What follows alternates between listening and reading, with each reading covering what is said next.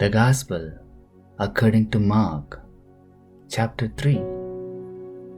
And he entered the synagogue again, and a man was there who had a withered hand. So they watched him closely, whether he would heal him on the Sabbath, so that they might accuse him. And he said to the man who had the withered hand, "Step forward." Then he said to them, "Is it lawful on the Sabbath to do good or to do evil, to save life or to kill?" But they kept silent. And when he had looked around at them with anger, being grieved by the hardness of their hearts, he said to the man, "Stretch out your hand." And he stretched it out, and his hand was restored as whole as the other.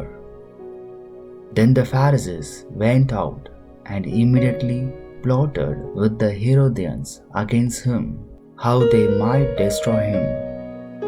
But Jesus withdrew with his disciples to the sea, and a great multitude from Galilee followed him, and from Judea, and Jerusalem, and Idumea, and beyond the Jordan, and those from Tyre and Sidon. A great multitude, when they heard how many things he was doing, came to him. So he told his disciples that a small boat should be kept ready for him because of the multitude, lest they should crush him.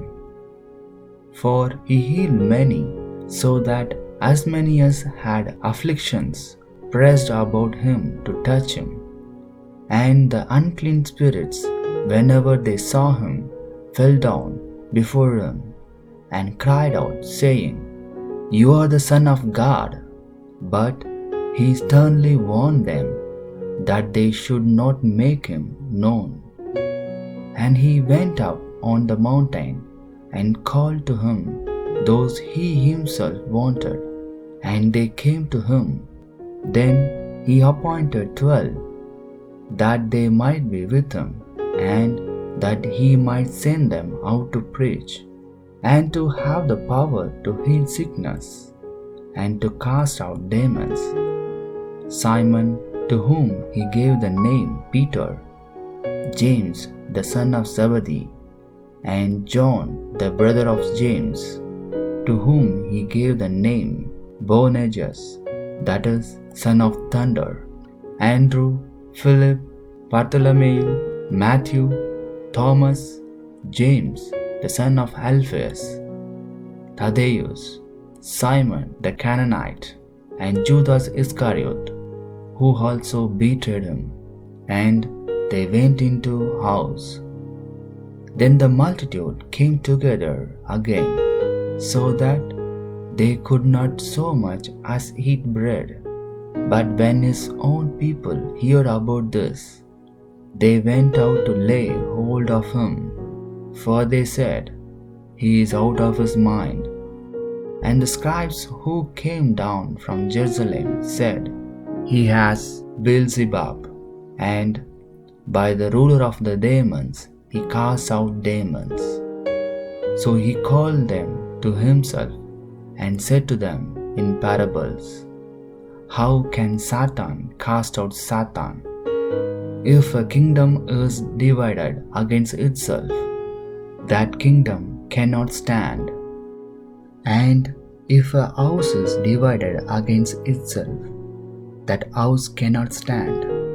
And if Satan has risen up against himself and is divided, he cannot stand, but has an end.